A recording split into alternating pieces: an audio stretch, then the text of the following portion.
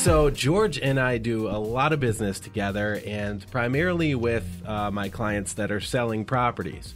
And we want to call this segment, I just left them a few things, okay? Yep. Happens all the time. So this is not only from my clients, but this is from years of experience that George has dealt with. Correct. And that statement, I just left them a few things, almost makes me kind of cringe. It speaks volumes. For very few words, it speaks a lot. With us, we see the left behind paint cans, left behind furniture, because the new buyer really wants or needs those items. When they get in there, they're just figuring out, how do we get rid of it? Mm-hmm. Or a lot of the case recently, we get the call from yourself or other agents that are saying, can you get here? We have a closing today, and the seller already moved out, but we can't have you move the new person in until all that other stuff is out and have a clear walkthrough. So we're getting that call at 8, 9 in the morning, and it has to be dealt with before 10 o'clock, before the first closing. So that's putting everybody behind the 8 ball, and that's when the panic comes into play of what do we do with this stuff? So we can help discard of it when it gets to that point, but also as the seller, you want to get rid of that stuff before the move, and really plan on how to get rid of the paints, where to take them. A few different local stores now that are paint supplies take the old paints. And we understand that you think you're doing the buyer a good service by leaving the paint color behind. Unless it's a fresh coat within a month or so, don't worry about leaving it behind. Most likely they're going to paint anyway.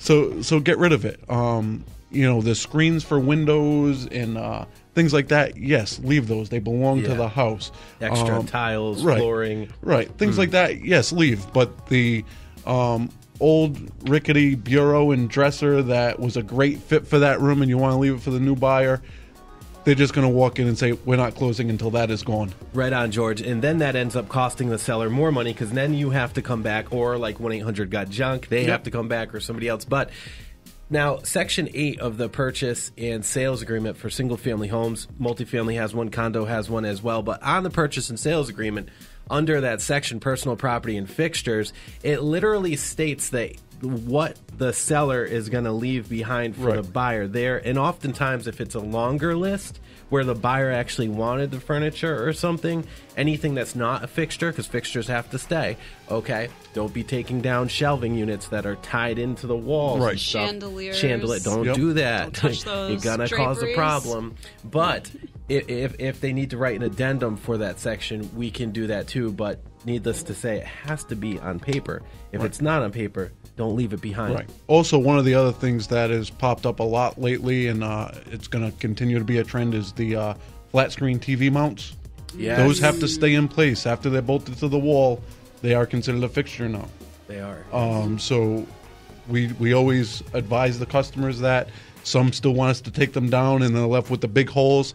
You're better off just leaving it and buying a new one. Quick question. When you're moving somebody, do you also install, like if you have to take apart the beds and whatnot, do you install those? The furniture? So we tell everybody, all of our clients across the board, anything we take apart, we put back together. Yep. So if it's the crib, bed, bunk beds, whatever the case is, dining room tables, chairs, anything that has to come apart, the long sectional, anything we take apart, we put back together.